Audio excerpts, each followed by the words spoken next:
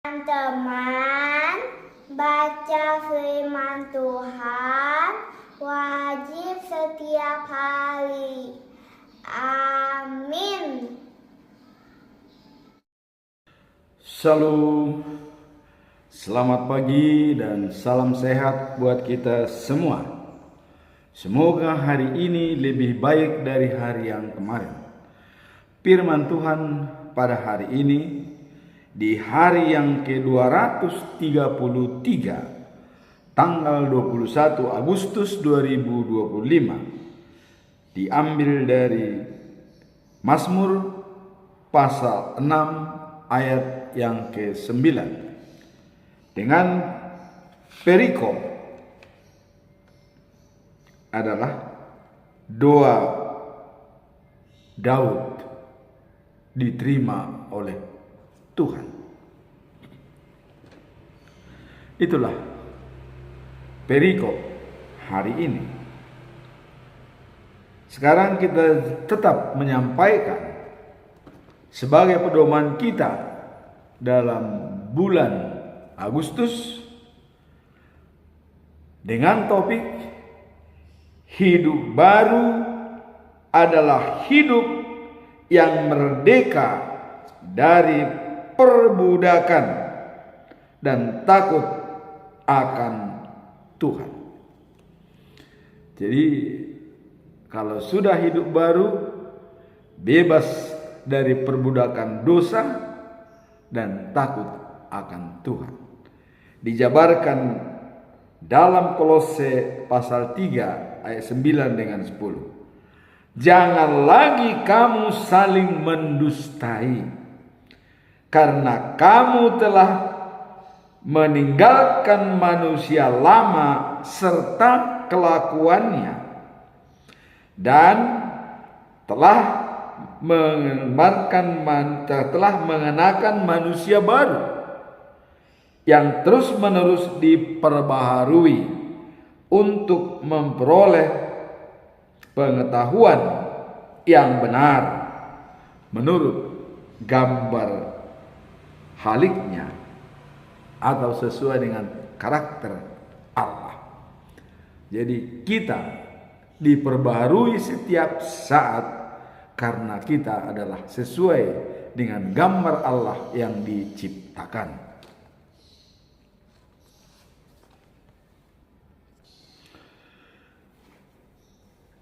Jadi saya berulang kali mengatakan yang diperbaharui itu adalah 4 dimensi yang ada pada diri kita. Dimensi spiritual, hubungan dengan Tuhan, harta rohani kita, bagaimana kita membangun hubungan dengan Tuhan sebagai harta rohani kita. Kemudian dimensi fisik atau jasmani kita, kekuatan kita, bagaimana kita membangun jiwa kita dan hati kita, fisik kita untuk tetap tegar, memuji dan memuliakan Tuhan. Olahraga teratur, makan makanan yang sehat. Kemudian yang ketiga adalah intelektual. Intelektual atau pengetahuan, knowledge, skill, dan attitude atau keterampilan kita. Jadi dikatakan bahwa takut akan Tuhan adalah permulaan daripada pengetahuan. Itu tadi dinyatakan kalau kita sudah menjadi hidup baru, takut akan Tuhan. Karena itu adalah permulaan daripada pengetahuan. Dan yang keempat adalah sosial, bersosialisasi dengan komunitas kita. Itu pertanda bahwa kita adalah satu dalam tubuh Kristus. Sudah bersatu. Kalau sudah bersatu seperti tubuh Kristus, yaitu gereja, itulah pentingnya kita komunikasi dengan komunitas kita yang baik sebagai konsepsi sistem. Saling menentukan, saling mempengaruhi, saling membutuhkan, saling mencintai, dan saling berhubungan antara yang satu dengan yang lainnya. Sekarang kita masuk dalam perikop hari ini. Doa Daud diterima oleh Tuhan. Bagaimana Daud berdoa di dalam perikop ini? Kita lihat. Menjauhkan dari pelaku kamu sekalian yang melakukan kejahatan, sebab Tuhan telah mendengar tangisku. Hai orang-orang yang jahat, nyahlah kau dari saya. Tuhan sudah mendengarkan doaku, tangisku. Ini adalah rintihan daripada Daud, atau boleh dikatakan pernyataan daripada Daud. Mengapa Daud mengatakan seperti ini? Apa latar belakang bahwa doa Daud ini disampaikan? Kita melihat merupakan ungkapan dari Daud yang berdoa kepada Tuhan dalam masa kesulitan dan penderitaan.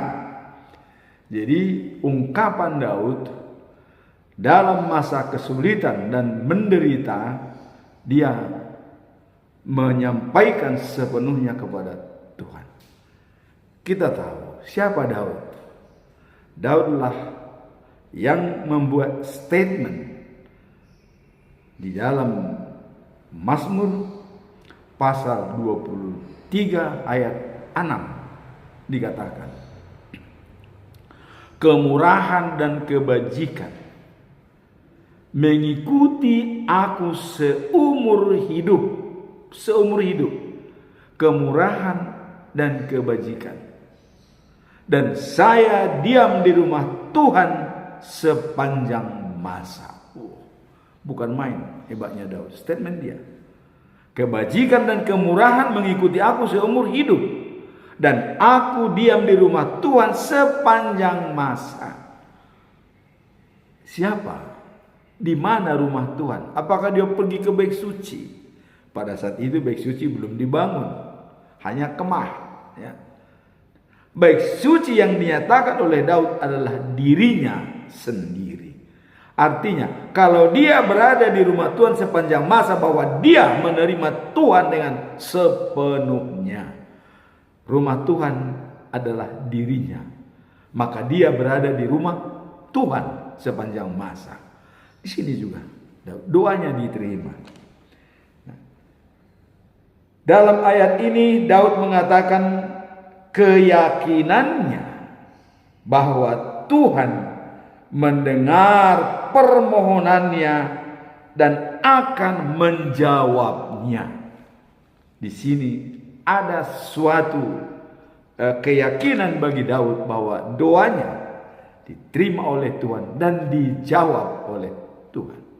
Ya, kita lihat memang waktu Daud mengatakan, aku berada di istana enak, kayu ares dari Libanon. Tapi kenapa kemah berada di kenapa peti perjanjian berada di kemah? Saya akan bangun rumah Tuhan, tempat daripada peti perjanjian.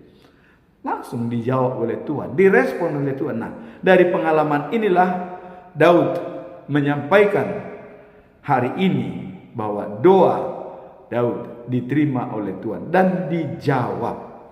Karena berdasarkan pengalaman Daud selama dia sebagai raja, selama hidupnya dia berada di rumah Tuhan. Itulah latar belakang Daud mengatakan dia diterima dan dijawab oleh Tuhan. Nah, beberapa ahli tafsir menekankan bahwa doa merupakan sarana untuk mendekatkan diri kepada Tuhan, khususnya saat kita mengalami kesedihan atau kesulitan. Nah, ini ada kaitannya, nanti kita lihat. Doa Eporus, Opueporus HKBP di Tugu Proklamasi pada ulang tahun ke-80 doa bersama. Apa maksudnya? Itulah sarana yang bisa mengadakan hubungan dengan Tuhan agar semua peduli. Di sini juga Daud benar-benar dia menyampaikan keluh kesahnya kepada Tuhan pada saat dia terpuruk. Ini sesuai dengan dalam kitab Filipi pasal 4 ayat 6 sampai dengan 7. Dikatakan, janganlah khawatir tentang apapun juga, tetapi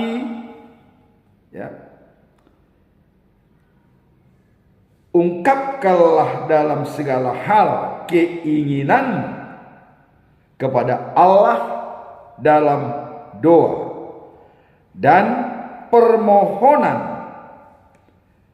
serta ucapan syukur. Maka damai sejahtera Allah akan melampaui segala akal dan pikiran kita. Jangan khawatir. Jadi doa bersama yang digagas oleh Epueporus di Tugu Proklamasi adalah menggugah semua bangsa Indonesia, terutama kepada Bapak Presiden Prabowo. 40 tahun penderitaan Sumatera Utara di Danau Toba, air mengecil. Bahkan air Simongo yang tadinya debit airnya sangat besar, sekarang tinggal sepertiga, bahkan tidak sampai. Sehingga apabila nanti PLT Simongo 2 mau dibangun oleh PLN, pertanyaan, apakah airnya masih cukup? Yang sudah tahun 2011 digagas, tapi sampai saat ini masih belum dibangun.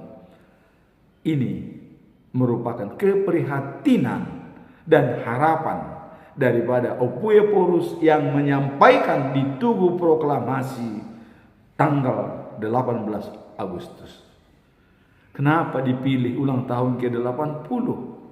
Ada hubungan religiusnya, supaya kita tahu. Mungkin ini yang lain belum tahu. Tapi saya dari segi spiritual capital, saya melihat umur 80 tahun Musa mulai bekerja eksodus dari Mesir, bangsa Israel berangkat dari Mesir.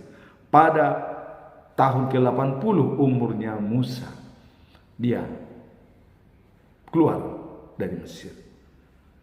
Kemudian ada 40 tahun hubungannya. Selama 40 tahun Musa berada di gurun pasar menuju tanah Kanaan. Dia meninggal di Bukit Nebo, tidak sempat melihat tanah Kanaan. 40 tahun. Ini kaitannya erat dengan di Sumatera. 40 tahun Indorayon atau PT TPL Toba Pak Lestari, apa yang dihasilkan? Kita lihat pencemaran Danau Toba, ikan-ikan banyak yang mati, dan juga adalah air-air sungai-sungai mengecil, air kecil malah mati. Di sini dengan doa Daud pada hari ini, dan doa itu diterima oleh Tuhan dan dijawab. Semoga doa daripada seluruh HKBP yang dipusatkan di Tugu Proklamasi didengar oleh Tuhan dan dijawab oleh pemimpin negara Kesatuan Republik Indonesia. Itu yang mau kita harapkan dari kejadian keprihatinan dan harapan. Nanti kita putar videonya. Nah, sekarang kita hubungkan dengan perikop hari ini. Dan apa tujuan utama Daud menyampaikan bahwa doa dia diterima oleh Tuhan dan dijawab? Tujuan utama adalah menyampaikan pesan penting tentang pengharapan dan janji Allah bagi mereka yang dalam kesusahan. Jadi pesan penting keprihatinan untuk mendapatkan harapan janji Allah yang akan kita terima. Semoga dengan keprihatinan dan harapan daripada HKBP yang dibawakan oleh Epeurus bisa terlaksana dengan baik. Jangan kita melihat seolah-olah itu sudah membangun tenaga kerja dan memberikan jauh lebih banyak lingkungan yang rusak dibanding apa sih yang diberikan kepada pegawai-pegawai. Mari kita pikirkan. Bukan berarti kita bilang salah kalau ada karyawan di sana untuk mencari. Tetapi kita ingat, ada 7 dosa besar yang dikatakan oleh Mahatma Gandhi dalam bukunya, yang dijabarkan oleh Stephen Covey dalam Seven Habits dan Prinsip Central Leadership. Dikatakan bahwa perdagangan tanpa moralitas dan etika itu adalah dosa. Kenapa dikatakan? Karena perdagangan ini yang diutamakan adalah untung, produk, hasil. Tapi kemampuan untuk memproduksi tidak diperhitungkan. Kemampuan adalah bagaimana lingkungan. Karena sumbernya semua adalah dari kayu-kayu yang ada di Sumatera. Padahal dia belum sempat menanam kayu. Sudah mengambil kayu. Jadi sudah terpuruk dulu, baru kalau mau diperbaiki. Itu pun nanti kita lihat pernyataan daripada Epeurus. Tanaman kultur. Ya. Jadi artinya sangat-sangat memprihatinkan. Ya. Dikatakan bahwa monokultur, tanaman monokultur bisa merusak tanaman lain atau pohon-pohon yang tadinya tumbuh jadi tidak lagi tumbuh dengan ditanam pohon tersebut. Jadi bisa merusak. Ada tanaman merusak tanaman. Ini yang sangat memperhatikan. Jadi sebelum kita masuk dalam pesan moral, dan tujuan utama tadi adalah menyampaikan pesan pentingnya tentang pengharapan dan janji Allah bagi mereka yang dalam kesusahan. Daud sangat yakin bahwa doanya didengar Tuhan dan menerima doanya dalam konteks spiritual. Ayat ini mengingatkan kita bahwa meskipun kita menghadapi waktu-waktu sulit dan penuh penderitaan, Tuhan selalu mendengar jeritan hati kita. Inilah yang menjadi tujuan utama. Jadi doa itu akan didengar oleh Tuhan dan semua kesulitan kita akan dijawab oleh Tuhan. Semoga doa yang sudah disampaikan di Tugu Proklamasi oleh Epeurus bersama dengan jajarannya dari HKBP diterima oleh pemerintah Negara Kesatuan Republik Indonesia, diterima oleh Tuhan dan dijawab oleh pemerintah Negara Kesatuan Republik Indonesia. Itu yang kita harapkan. Itu yang kita harapkan.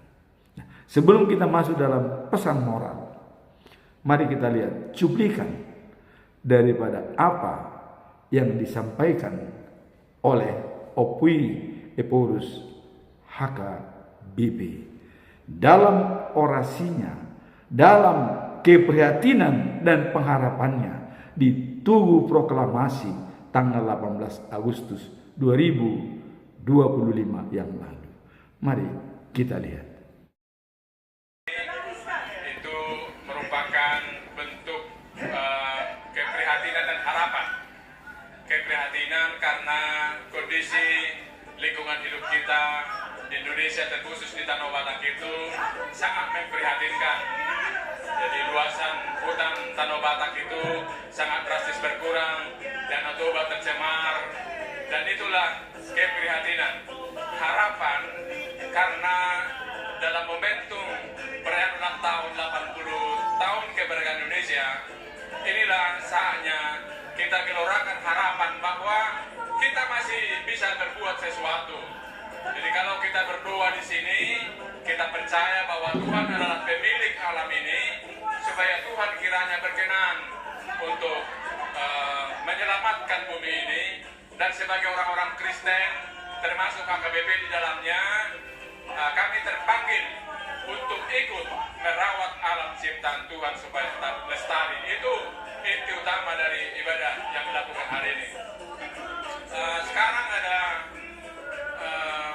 tanaman monokultur yang menurut para ahli tanaman monokultur ini merusak tanah sebetulnya. Jadi tutupan hutan yang asli itu berkurang drastis. Nah, karena tutupan hutan ini berkurang, banyak sekali dampaknya. Satu, sungai kecil mati. Sungai-sungai besar yang tadinya debit airnya besar menjadi menurun. Nah, oleh karena itu kalau misalkan hujan datang, banjir menerjang, sudah banyak korbannya. Dan kalau musim kemarau, pasokan air berkurang. Nah, jadi termasuk satwa yang lain itu terancam, keragaman hayati itu terganggu. Jadi itu punya dampak yang sangat luas. Itu yang Terima kasih banyak Pak Pendeta untuk waktunya. Terima kasih. Silakan melanjutkan acaranya. Barusan kita sudah mendengar apa jeritan dan merupakan keluhan daripada Opue Porus HKB Dr. Victor Tinambunan, dan itu identik dengan keluhan daripada HKBP secara umum, karena yang kena dampaknya adalah HKBP yang banyak jemaatnya menggunakan lingkungan selama ini. Tadi dikatakan menyampaikan keprihatinan dan harapan. Prihatin terhadap kondisi lingkungan yang kurang sehat. Banyak sungai-sungai besar yang berkurang debit airnya. Dan juga karena dirusak hutan, baik di sekitar Danau Toba dan juga di sekitar Sumatera Utara, sehingga air Simonggo tadinya berkelimpahan begitu besar, sekarang tinggal sepertiga dari awal. Yang 2/3 lagi sudah hilang debit airnya. Dan sungai-sungai kecil menjadi rusak. Inilah keprihatinan. Kemudian harapan. Ada harapan. Apa harapannya? Mengapa pada saat ulang tahun ke-80 ini disuarakan? Ini tidak bisa diramal sebelumnya, tapi saya bisa meramalkannya. Karena pada saat Musa 80 tahun meminta keluar dari perbudakan Mesir dan tidak dituruti oleh bangsa Mesir, Raja Firaun, sampai ada tulah 10 baru diberikan jawaban oleh Raja Mesir. Tuhan bekerja. Dan tulah yang terakhir adalah apabila tidak dikeluarkan bangsa Israel dari Mesir, maka anak sulung daripada semua bangsa Mesir itu mati. Dan itu kejadian. Dan nyata. Tapi Israel selamat karena mereka memotong domba dan disuruh percikkan darahnya di atas gerbang rumah, di atas pintu. Setiap rumah yang bertanda lambang darah selamat. Baru Mesir mengeluarkan bangsa Israel. Kita juga tidak mengharapkan apakah harus ada tulah seperti itu di negara kita. Tidak perlu. Kita berdoa semoga doa daripada Opue Porus di Tugu Proklamasi bersama pendeta-pendeta sedistrik dan juga semua, termasuk tokoh masyarakat dari Danau Toba dari Sumatera Utara, diterima oleh Tuhan. Dan dijawab oleh Presiden Republik Indonesia Bapak Prabowo Subianto dan Wakil Presiden Bapak Gibran Rakabuming Raka. Itulah hope, harapan daripada klimaks penyampaian semua orasi yang disampaikan oleh Opui Epworth. 40 tahun penderitaan Danau Toba dan juga hutan-hutan di Sumatera. Ada korelasi. 40 tahun bangsa Israel di dalam perjalanan dari Mesir menuju ke tanah Kanaan. Sangat relevan. Dan di sini pun, dan ini pun sesuai dengan konvensi HKBP, katanya bahwa tidak mau HKBP menolak perusakan lingkungan oleh siapapun. Karena itu ada kaitannya dengan spiritual capital, hubungan intim dengan Tuhan, ciptaan Tuhan alam semesta. Dan itu disuarakan oleh HKBP karena dalam konvensi HKBP ada hal tersebut. Dan memang siapa yang berani menyuarakan ini, disinilah dikatakan pertama ada courage, ada keberanian. Yang kedua ada timbang rasa, sehingga seseorang yang bisa menyuarakan seperti ini, keberanian ada, timbang rasa ada, seimbang, sama-sama tinggi. Itulah dikatakan suara kenabian. Dan nabi-nabi dulu pada zaman perjanjian lama, Nabi Jeremia, Nabi Yesaya dan nabi lainnya sangat berani menyampaikan hal-hal yang berkaitan dengan spiritual. Contoh, Nabi Jeremia menyampaikan kepada Sedekia pada saat mereka sudah dikepung oleh Babylon atau Raja Nebukadnezar. Allah berpesan, Jeremia sampaikan kepada Sedekia, dia menyerahlah kepada Babil. Menyerahlah kepada Babil. Dia tidak akan mati dan keluarganya dan tentaranya. Disampaikan oleh Jeremia. Datang Sedekia. Siapa kau ini? Berani-beraninya menyampaikan kepada saya seperti itu. Saya ini raja, punya pasukan hebat. Lantas ada satu yang ego keluar. Apa kata dunia? Kata Sedekia, kalau saya menyerah kepada Babilonia atau Nebukadnezar, apa kata orang-orang yang sudah pindah ke Babilonia dibawa oleh pemerintah Nebukadnezar? Saya nanti dilecehkan oleh mereka. Apa kata mereka? Nah, kemudian dijawab lagi oleh Tuhan. Katakan kepada Sedekia, itu tidak akan terjadi.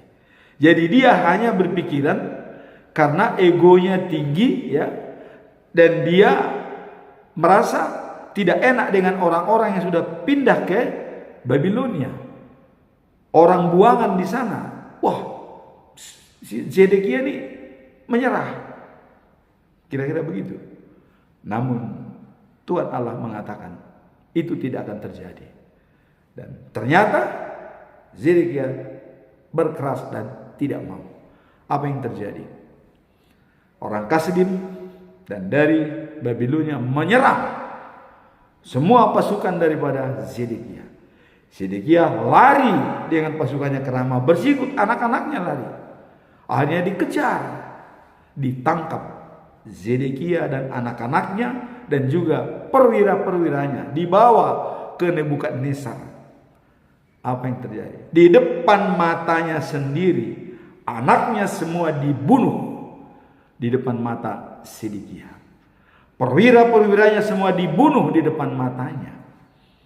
Kemudian Sedekia matanya dicongkel dua-duanya dan dirantai pakai rantai tembaga kakinya dan tangannya, masuk dalam penjara. Itulah yang tidak mendengar suara Tuhan. Dan ini pun kita anggap suara yang menyampaikan keprihatinan kepada lingkungan adalah suara Tuhan. Semoga pemerintah kita mendengarnya dengan baik sehingga bisa dijawab dengan baik. Sekarang apa pesan moral daripada ayat hari ini? Kita lihat di sini. Pesan moralnya adalah pentingnya berdoa dan mengandalkan Tuhan dalam segala situasi, terutama ketika kita mengalami kesulitan. Itu pesan moralnya.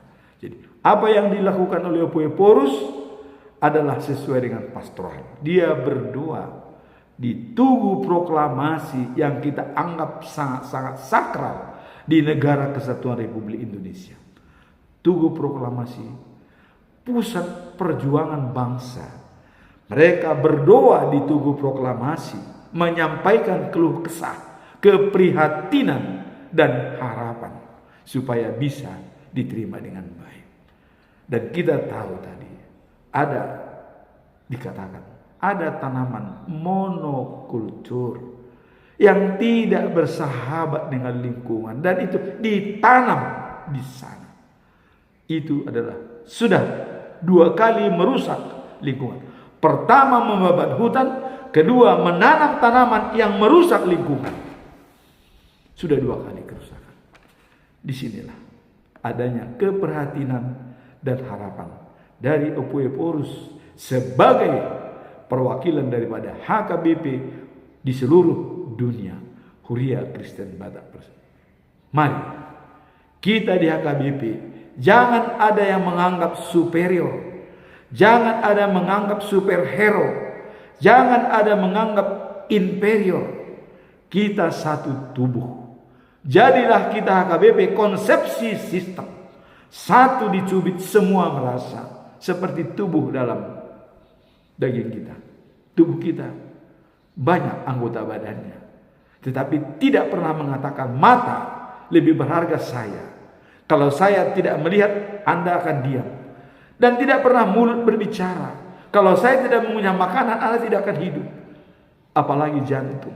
Kalau saya tidak memompa darah selama 24 jam tanpa henti, Anda akan mati. Berhenti saya 2 menit saja, selesai. Tapi tidak pernah dinyatakan. Selalu dia dalam konsepsi sistem. Saling mempengaruhi, saling menentukan, dan saling berhubungan, dan saling mencintai, dan saling mendorong antara yang satu dengan yang lain. Itulah yang kita harapkan. Dengan adanya doa Epaphras di Tugu Proklamasi, membuat kita semua terbuka pintu. Dan memang harus seperti itu. Di saat tahun ke-80 negara Kesatuan Republik Indonesia, pada saat Musa umur 80 tahun berangkat dari Mesir, dan selama 40 tahun dia di perjalanan, dan 40 tahun juga Indonesia atau PT TPL berdiri. Semoga ini semua bisa berjalan dengan baik dan pemerintah menjawab dengan persuasif. Nah, kemudian dalam pesan moral selanjutnya, doa adalah sarana untuk mengungkapkan keluh kesah dan berharap akan pertolongannya. Jadi keprihatinan dan hope, doa adalah ungkapan spiritual kita untuk meminta kepada Tuhan. Dan kalau kita lihat dalam Mazmur pasal 34 ayat 18 dikatakan begini.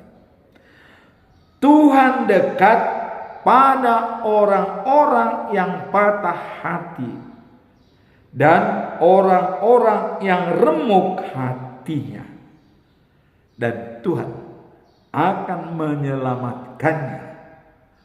Yang penting dia tetap setia. Itulah pesan moral daripada perikop ini. Dan dalam Yakobus pasal 5 ayat 16, doa orang benar bila diikuti dengan keyakinan dapat berdampak besar. Jadi doa orang yang benar dan yakin dengan doanya itu akan berdampak besar, punya kekuatan yang besar. Sekarang bagaimana implementasi daripada perikop ini? Apa implementasinya? Implementasi dapat dilihat dalam kehidupan sehari-hari. Ketika kita menghadapi tantangan dan kesulitan.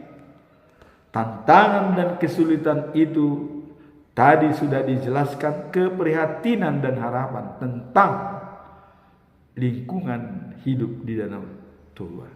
Dengan adanya penderitaan itu, maka disampaikanlah itu dalam doa kepada Tuhan dan pemerintah mendengarnya. Kemudian kita diajak untuk berserah kepada Tuhan, melayani bahwa Dia mendengar doa kita. Jadi kita yakin kalau Tuhan mendengar doa kita. 1 Petrus pasal 5 ayat 7 dikatakan, serahkanlah segala kekhawatiranmu kepadanya, sebab Ia memelihara kamu. Serahkan segalanya kepadanya, sebab Ia memelihara kamu. Selain itu, penting untuk mencari dan mendalami kekuatan iman, sebab kita tidak sendirian dalam penderitaan. Tuhan bersama kita. Dan tadi sudah dikatakan dalam Filipi 4 ayat 6 sampai 7, jangan khawatir tentang apapun juga, tetapi serahkanlah segala kekhawatiranmu dengan permohonan doa kepada Tuhan. Damai sejahtera Allah akan melampaui segala akal dan pikiran kita. Semoga doa Opueporus tanggal 18 di Tugu Proklamasi ini menghasilkan yang terbaik bagi negara kesatuan Republik Indonesia. Dan kita berdoa untuk Bapak Presiden Prabowo Subianto untuk mendengar relung-relung sunyi hidup ini. Jeritan daripada orang desa, jeritan daripada orang kampung. Janganlah seperti tadi, bisnis atau perdagangan tanpa moralitas atau etika. Kaitkanlah bisnis itu dengan moralitas dan lingkungan hidup yang sehat. Amin. Tuhan memberkati kita semua.